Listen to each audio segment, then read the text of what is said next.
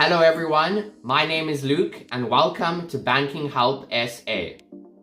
This is how to transfer money from Capitec to Absa. Watch until the end so you do not miss any steps.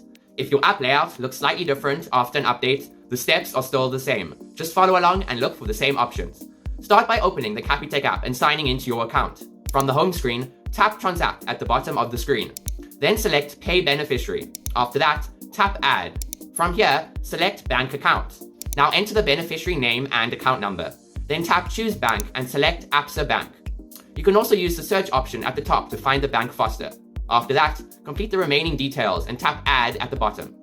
If you are transferring money from your own Absa account, just add your Absa account as the recipient.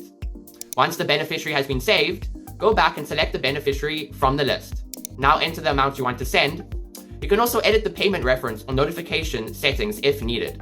From here, tap Pay or select Immediate Payment if you want the money to reflect faster. Then approve the payment to complete the transfer. And that is it. That is how to transfer money from Capitec to Absa.